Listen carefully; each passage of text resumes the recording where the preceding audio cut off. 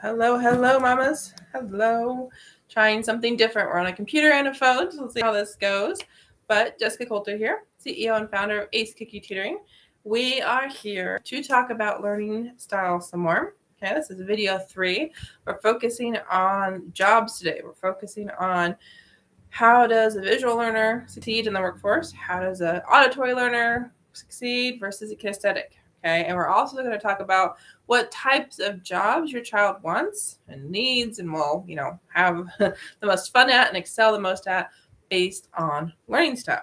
Okay, so if you don't know how your child learns, remember I have that awesome freebie that you can opt into receive by dropping the word study down below. And you also know, I want to know, does your teen currently have a job? Just drop a yes or no down below because I'm curious. You have them. Am I talking to mamas that have kiddos that are in middle school, so not working yet? Kiddos with, maybe college degrees already. Kind of where exactly are you in your mamahood path?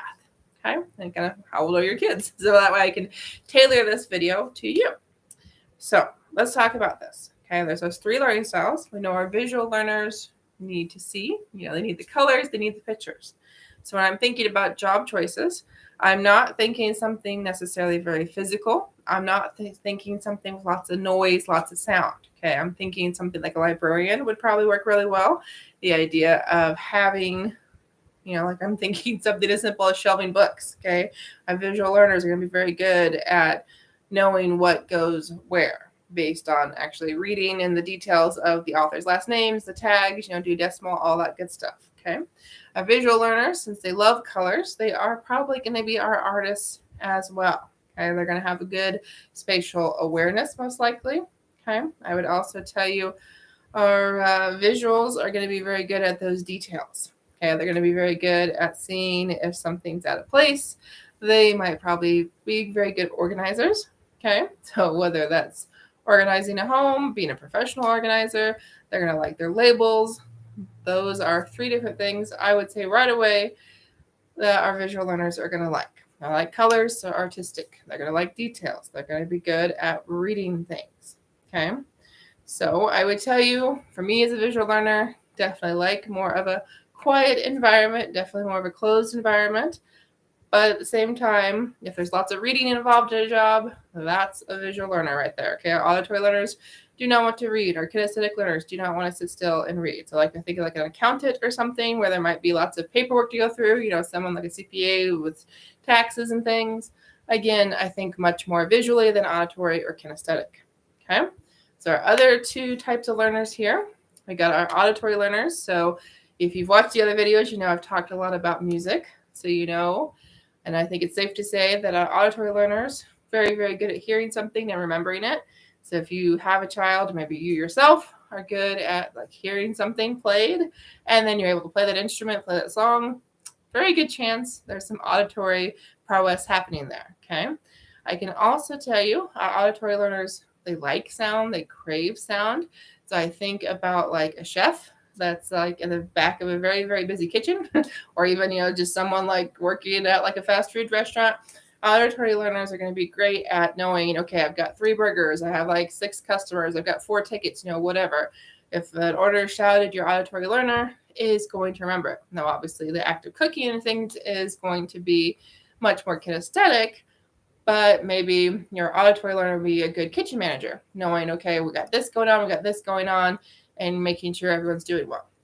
Your auditory learner will be also good at taking the orders, okay, and actually remembering what the customer said, again, because there was lots of hearing, lots of listening going on, okay. Our kinesthetic learners, we've got one more type of learner to talk about, and then I want to give you 2 different situations about kind of 2 very different types of work environments, so you can see, if I had the auditory learner doing this versus the visual learner, this is what's going to happen. So let's definitely talk about that here. But before we do, our kinesthetic learner, they like to move, they like to use their hands. Okay, so our kinesthetic learner, I immediately think of something construction related, some kind of building related. So definitely like if there's tools to be used, like parts to be fixed, like a mechanic, those again, very, very kinesthetic, very, very tactile.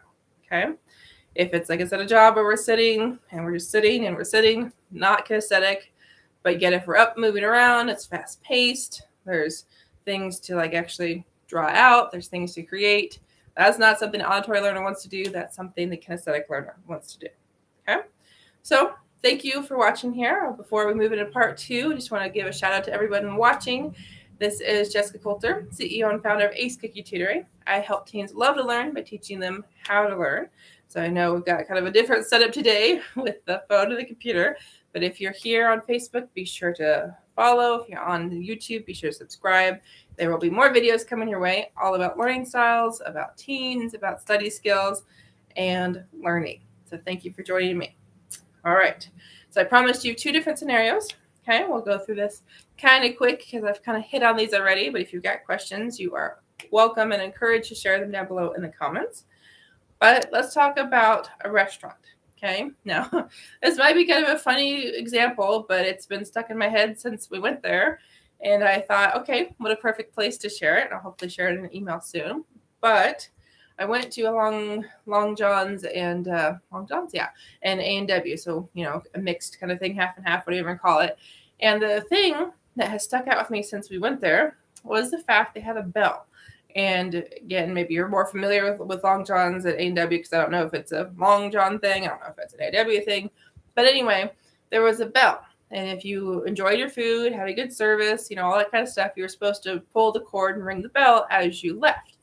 My thought when I saw that was, for me as a visual learner, I would be so annoyed by that bell, like so annoyed by the sound. Okay, like I would be much happier if there was like lights, or like some kind of board to see, oh, it's been rung 3 times today, it's been rung 10 times today.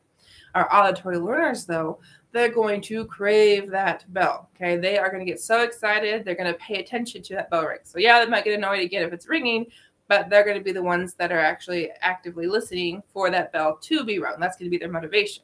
Okay.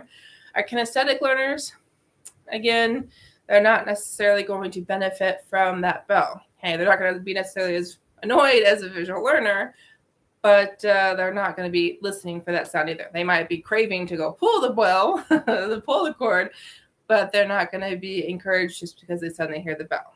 Okay.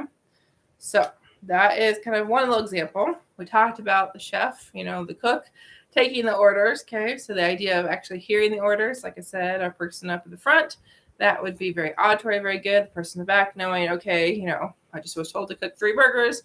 There we go. Okay, our visual learner, though, might be really good at stalking, might be really good at keeping an eye on, oh, we're getting low on this, or man, those tables are messy. That would be a good visual learner. Our kinesthetic learners are going to be the ones, like I said, they want to really be active.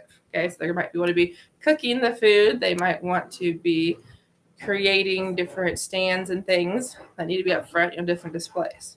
Okay, now if we think about an office building, so totally different than like an A&W. Think about the person who delivers the mail, the person who's dropping off the mail at each person's cubicle, going from floor to floor. That's a very kinesthetic thing.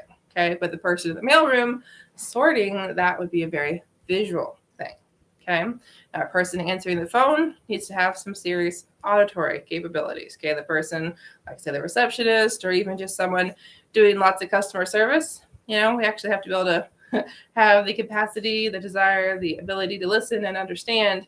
And yeah, obviously there's a lot more soft skills that go into all of these different careers, all these jobs we're talking about. But what my goal is here is to help you understand your child might be more naturally inclined based on his or her learning style to do or excel at or even like certain jobs.